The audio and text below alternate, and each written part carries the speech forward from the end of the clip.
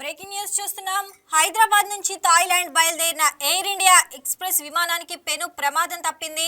రన్వేపై బలంగా ల్యాండ్ అవుతున్న క్రమంలో దాని ల్యాండింగ్ గేర్ విరిగిపోయింది. దీంతో ప్రమాదకరమైన పరిస్థితిలో ఎయిర్ క్రాఫ్ట్ ల్యాండ్ అయింది. ఈ ఘటన పుకెట్ విమానాశ్రయంలో చోటు చేసుకుంది. దీంతో అధికారులు కొన్ని గంటల పాటు రన్వేను మూసివేశారు.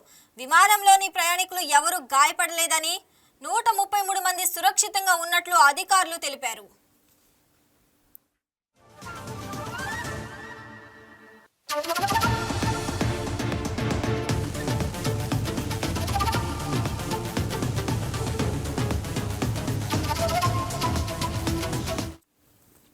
హైదరాబాద్ నుంచి థాయిలాండ్ బయలుదేరిన ఎయిర్ ఇండియా ఎక్స్ప్రెస్ విమానానికి పెను ప్రమాదం తప్పింది. రన్వేపై బలంగా ల్యాండ్ అవుతున్న క్రమంలో దాని ల్యాండింగ్ గేర్ విరిగిపోయింది. దీంతో ప్రమాదకరమైన పరిస్థితిలో ఎయిర్ క్రాఫ్ట్ ల్యాండ్ అయింది. ఈ ఘటన పుకెట్ విమానాశ్రయంలో చోటు చేసుకుంది. దీంతో అధికారులు కొన్ని గంటల పాటు రన్వేను మూసివేశారు. విమానంలోని ప్రయాణికులు ఎవరూ గాయపడలేదని, 133 మంది సురక్షితంగా ఉన్నట్లు అధికారులు తెలిపారు. రైట్, ఇక దీనికి సంబంధించి మరింత సమాచారం మా కరెస్పాండెంట్ బిందు అందిస్తారు. బిందు, చెప్పండి, ఇక హైదరాబాద్ థాయిలాండ్ బయలుదేరిన ఎయిర్ ఇండియా ఎక్స్ప్రెస్ కూడా విమానానికి పెను ప్రమాదం అయినట్టు తెలుస్తుంది. దాని గురించి అప్డేట్స్ ఏంటి?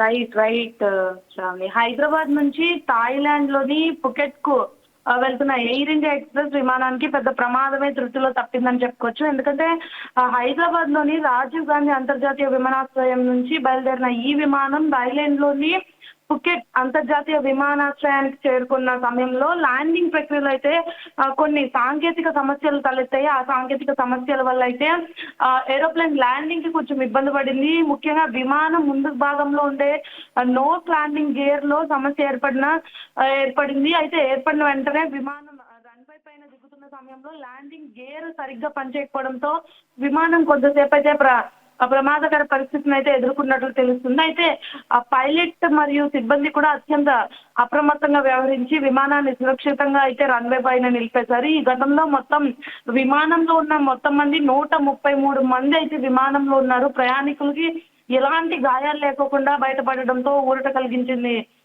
శ్రావణి, అయితే ఈ ఘటనలో ముఖ్యంగా పుకెట్ అంతర్జాతీయ విమానాశ్రయంలో కొంతసేపు అలజడి నెలకొందనే చెప్పుకోవచ్చు. ఎందుకంటే ప్రమాదం జరిగిన వెంటనే విమానాశ్రయ అధికారులకు సంబంధించి ముఖ్యంగా అప్రమత్తమై రన్వేనే తాత్కాలికంగా అంటే రన్వేలో ఎప్పుడైతే ఏరోప్లేన్ కొంచెం ఇట్లా డిస్టర్బెన్స్ వస్తుందని చెప్పినప్పుడు తాత్కాలికంగా మూసివేశారు.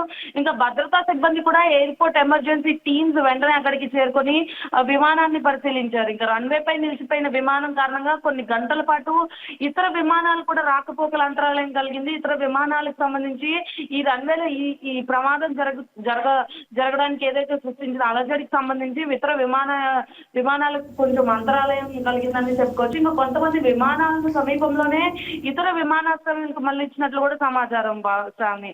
అయితే ఈ ఘటనకు సంబంధించి ఎయిర్ ఇండియా ఎక్స్ప్రెస్ సమస్య ఏదైతే ఉందో అది కూడా స్పందించింది. ముఖ్యంగా ల్యాండింగ్ సమయంలో విమానంలోని నోస్ వీల్ ఏదైతే ఉందో నోస్ వీల్ భాగంలో సాంకేతిక లోపం ఏర్పడినట్లు ప్రాథమికంగా గుర్తించారు.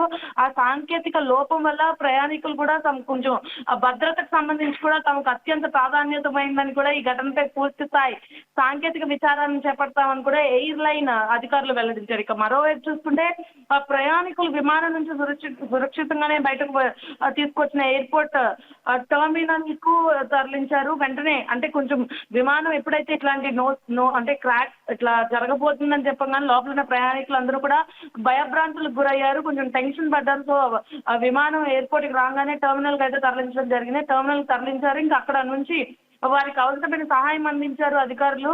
ఇంకా ఆ ఘటనకు సంబంధించి వీడియోలు ఫోటోలు ఇప్పటికే సోషల్ మీడియాలో వైరల్ అవుతున్నాయి. ఎందుకంటే ఇటీవల ఏరోప్లేన్ క్రాష్ గురించి అందరికీ తెలిసిందే. ఎంతమంది చనిపోయారు అంటే తరచూ విమానాలకు సంబంధించి ఇటువంటి సాంకేతిక లోపాల వల్ల అయితే ఇలా జరుగుతూ వస్తుంది. అయితే మొత్తంగా చూసుకుంటే ల్యాండింగ్ సమయంలో తలెత్తిన సాంకేతిక సమస్య కారణంగా పెద్ద ప్రమాదం జరిగే అవకాశం ఉన్నప్పటికీ కూడా ఆ పైలట్ అంటే పైలట్ కొంచెం అప్రమత్తమయ్యి కొంచెం చురుగ్గా పనిచేసి ఈ నిర్ణయం తీసుకున్నారు. విమానాశ్రయ సిబ్బంది కూడా వేగవంతమైన చర్యలు చేపట్టడం వల్ల భారీ ప్రమాదం తప్పిందని చెప్పుకోవచ్చు. ప్రస్తుతం ఈ ఘటన మీద అంటే పూర్తిగా విచారణ కూడా కొనసాగుతుంది.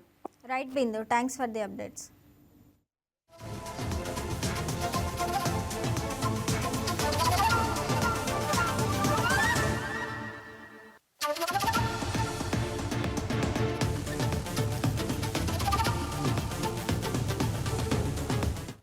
ఈ వీడియో మీకు నచ్చినట్లయితే లైక్ చేయండి, షేర్ చేయండి, మా ఛానల్కి సబ్స్క్రైబ్ చేయండి.